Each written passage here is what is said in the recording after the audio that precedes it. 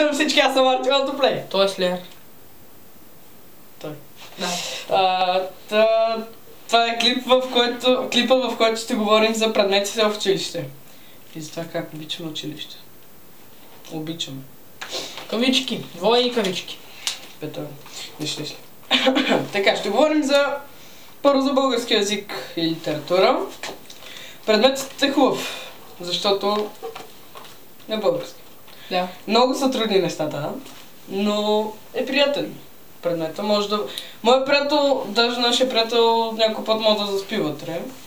Госпожа му се извинява. Госпожа му се извинявай, Петко, че съм толкова скучна. А между другото, госпожа тренира бързо. Малки лищчета. Да. Малки. И тренира бързо ходене. 100%, защото всяка сутрин я виждам и на секундата. С огромни крачки по байра. Наклон 60%. 60 градуса. Така. Но... добре. Следващия предмет. Я чети, че съм забрал нещо. Английски. Английски език, да! Страхотен предмет, защото майка му работи там, в английски. Учителка. Да, също. И той много не иска да ме убие и затова псува английския на ум. Как ти да е? Хубав е предмет. Наистина може да... Като го учите, може да развивате повече... Той не е лесен език, мисля. И не е така. Лесен. Ти брази си какво е руския? Като българския. По-зле. Математиката. Ще ви трябва много в живота, хора. Ма е гадна! И половината задачи не трябва в живота. Да. А ги учим защо? Като как да намираме средно... Не, това е важно. Като как да намираме... Ще ставаме ли учители? Защо се ни средно аритметично? Има калкулатор. Ама чакай, средно аритметично за други неща. Си спомня, ще ти кажа след клипа. Така. Информационните технологии. Любимия ми предмет. Да, защото на нас не е господин. Единственият мъж, който ни е учител. Тоест учител, който е мъж.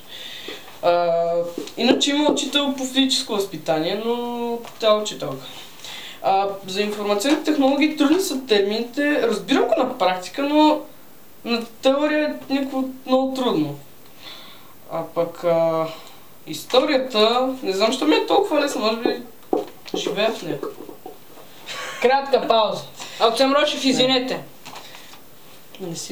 Даже гева тайфана. Май. Така. За историята е хубав предмета, бих казал. Няма много коментари за него, тъй като... Ти казваше, че за историята, за да си адвокат не ти трябва история. Но ти трябва. За? Трябва ти история и български. Значи българския... Историята за какво е? Чакай, тихо пати! Ще разказваш на съдията какво е станало през 1800 и там някоя си. Да. Наистина ще трябва да... Българския историята ти помага за нещо като философ да си. Да философстваш, да обясняваш нещата. И за това. Може би някой път да лъжеш, но това е край. Значи госпожата български знае много добре история. Така. Следващия. Прехапах си езика.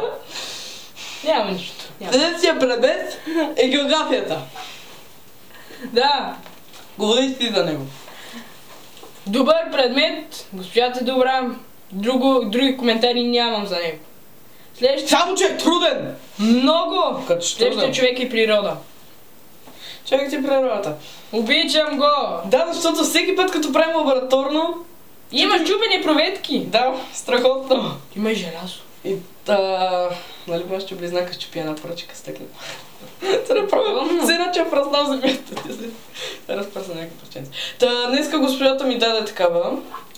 И аз я запазих, но къде отиде? Сега ще я донеса. Говори за следващия предмет. Следващия предмет. Музика. Някой път трудно, някой път много лесно. Госпожата е добра. Единственото забавление там, преправяме си много добре песните. Разкажи.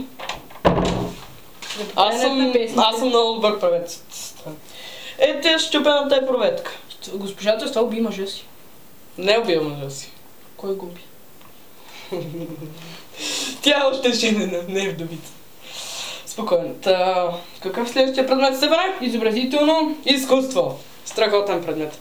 Ще се даме статично електричество. За изобразителното... не знам какво да кажа за него. Просто се рисува. Там иначе има повече теория. Иначе да, рисуване най-вече. И не, класно е, колко да, класата ни е учителка по изобразително и по ДТИ. Барабани, моля! Домашна техника и икономика. Да, домашната техника и икономика е хубав предмет. Класната ни, пак казвам, че ни е учителката. И това го прави по-лесен, защото тя обяснява много добре. И затова... Но се нерви. Да. И последният предмет... физическо възпитание и спорт. Има още. Най-интересното, че аз съм се записал по изобразително, че съм при Филипов, при господина ни. Бяхме миналата година при него. Как че да си в пети клас? Да. Следващия, може седми клас да сме при него. Следващия предмет, частна класа. Физическо възпитание и спорт, казах. Следващото е. Там е много тичаме и си бъбрем, нищо друго. Да, или сме в съблекалните и си говорим, или друго правим. И го бащат с паяци. Да. Страх ме паяци. Любимому герой е Спайдърмен. Да, най-интересното. Като малък, сега ми е крас. Спонж Боб. Най-любимият ни предмет е частна класа. Защото там може да си слушате музика колкото си искате. Те просто си обсъждат, викат там, какво правят, трещят. Между другото, много чалга слушаме напоследък в класа. Чалгисти. Не, музика. Обожавам чалга. И аз.